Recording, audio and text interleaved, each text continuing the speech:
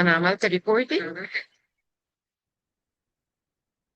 طيب اللينك هيتبعت دلوقتي. طيب اهلا بكم، عاملين ايه؟ ان شاء الله تكونوا بخير. هنتكلم النهارده على الفرق ما بين البوك والورم اب. ايه الفرق ما بين الاثنين؟ هل اقدر اعمل الاثنين مع بعض ولا اقدر اعمل واحده بس منهم على حسب الغرض التعليمي اللي انا عايزه اوصله؟ شيماء، هناخد اسئله في اخر الوقت لان احنا هي حاجه بسيطه جدا اللي عندنا النهارده. فاديني بالظبط كده 10 دقائق نبص ثرو اللي احنا عايزينه، وهاخد منكم كل الاسئله اللي انتوا عايزينها حاضر، واجاوب على كل حاجه بتتشرح. الاول اقدم لكم نفسي، انا اسمي انجلش ولا فرق. انا عندي حوالي اكثر من شويه من 20 سنه في مجال التعليم في الاداره. انا سيرتيفايد ترينر من ستيف، انا سيرتيفايد ترينر من ستيم دي. انا البدي، انا الترينر بتاع الستيم كورس في ستيمفاي اكاديمي. اهلا بكم جميعا. والنهارده موضوعنا علشان نحضر نفسنا لبدايه سنه دراسيه جديده. ايه الفرق ما بين الاثنين؟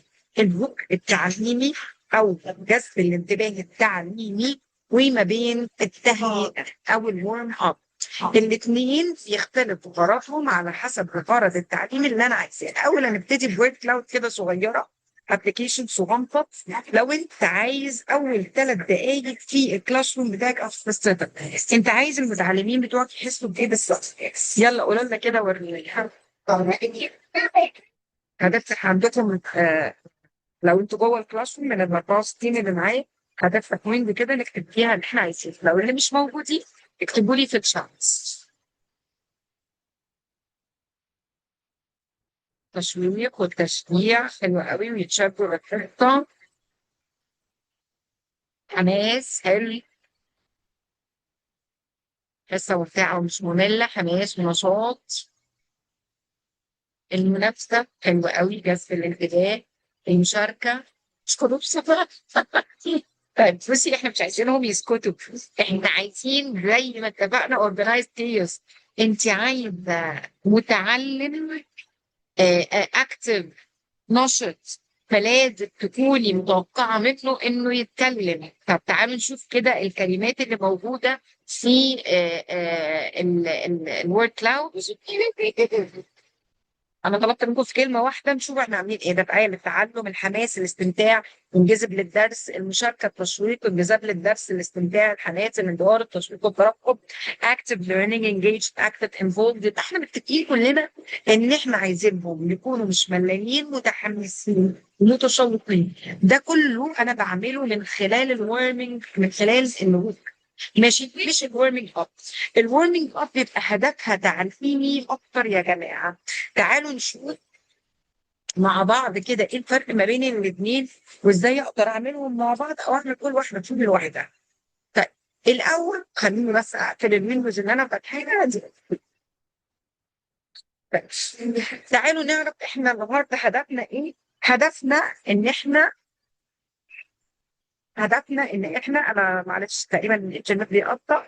هدفنا ان احنا نعرف نفرق ما بين الورم اب والهوك. لازم نعمل 4 افتتاحيات كده اهو، ونشوف الافتتاحيه دي ورم اب ولا هوك. هما الاثنين بعملهم في بدايه الحصه يا جماعه، على حسب انا عايزه ايه. ونطبق الكلام ده زي ما احنا متفقين، ونشوف 4 طرق نقدر نعملها بهدف تعليمي واحد، نقدر نعمل بيها الهوك او الورم اب. وفي الاخر عايزين نتدرب، انا ده هيبقى هوم ورك كده ليكم، نتدرب على افتتاحيه نعملها من 6 دقائق. افتتاحيه تكون جامعه ما بين الورم اب وما بين الهوك.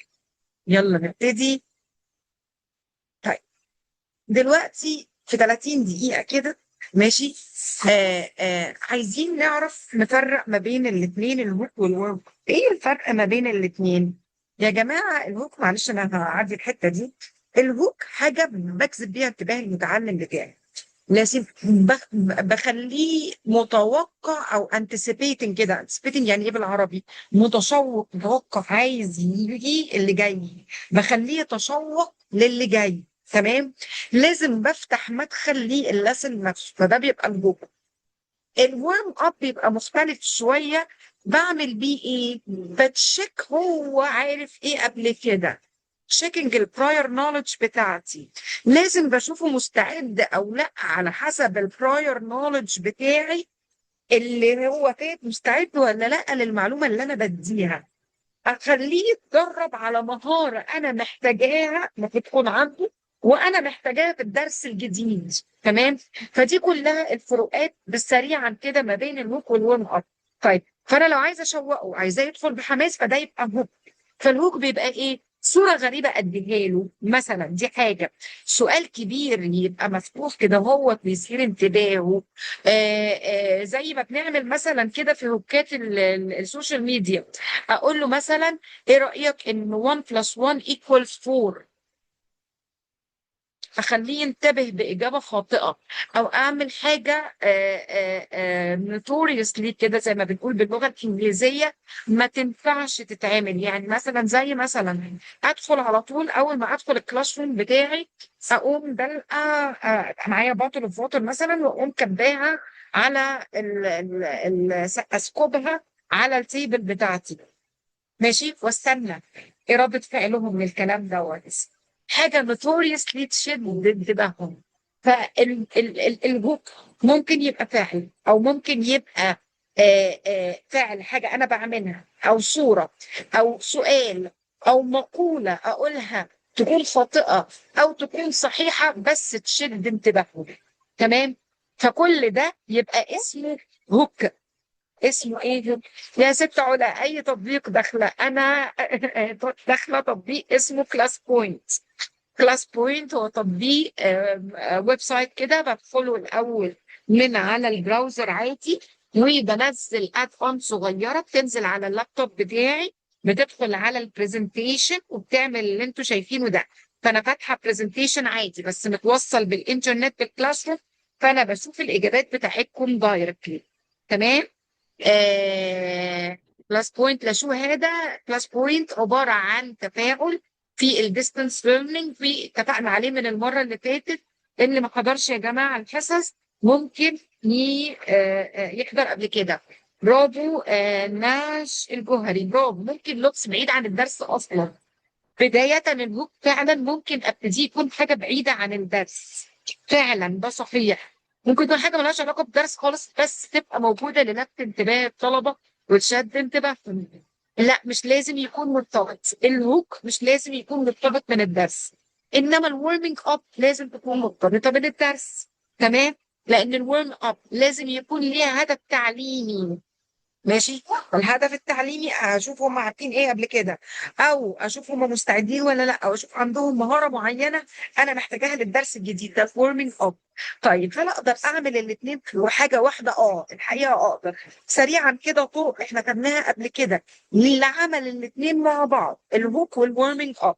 طيب الهوك لوحدها اتفقنا ممكن اعمل فعل غريب، ممكن اسال سؤال واحط عليه اجابه خاطئه، ممكن احط صوره نسخه غريبه عنهم زي صوره الين مثلا على البورد بحيث ان انا الفت انتباههم، او اضمن لفت الانتباه سريعا. تمام. احنا كده الاثنين مع بعض يا جماعه. معلش انتوا لسه لحد دلوقتي مش معروض الاجابات. طب انا هعمل ستوب شير واعمل ري شيرنج سريعا اهو. ادي سلايد اهي، سلايد مقارنه ما بين الهوك والورم اب. تمام. هنتكلم على 4 طرق سريعا بسرعة جدا، والهدف التعليمي في كل واحدة فيهم. ال4 طرق. رقم واحد see think and wonder. تمام. زي مثلا معلش انا بعمل بتاع دوت، بعمل سكيبنج لشويه حاجات كده اهوت. سي ثينك اند وندر دي طريقه ممتازه قوي اقدر اعمل فيها الاثنين، البيك والورم اب في نفس في نفس الوقت. رقم 1 عامل لهم صوره، رقم 2 اطلب منهم ها وات ار يو ثينكينج، انتوا بتفكروا في ايه. رقم 3 ها ايه الصوره دي عباره عن ايه. رقم 3 هل عندك سؤال عن الصوره دي. ده بيديني شويه حاجات. رقم 1 بيشد انتباههم لصوره غريبه. رقم 2 انا كده عملت ورك. رقم 2 بيشوفوا هم عارفين ايه عن موضوع الدرس بتاعي قبل كده، يبقى انا كده عملت ورم اب. رقم 3 بيكشف لي الجابس ان ليرنينج، ايه الحاجات اللي هم مش عارفينها عن الصوره بتاعتي. خلينا اديكم اكزامبل من مادتي. ان انا اديتهم صوره مثلا الايكو سيستم ملخبط. مثلا انا اديتهم ايكو سيستم في سمكه جنبيها بافالو اللي هو الجاموس البري ده، جنبيه حوت، جنبيه بينجوين، في ايكو سيستم واحد. فهوريهم صوره اقول لهم ايه اخبار الصوره دي معاكم؟ شايفين ايه فيها؟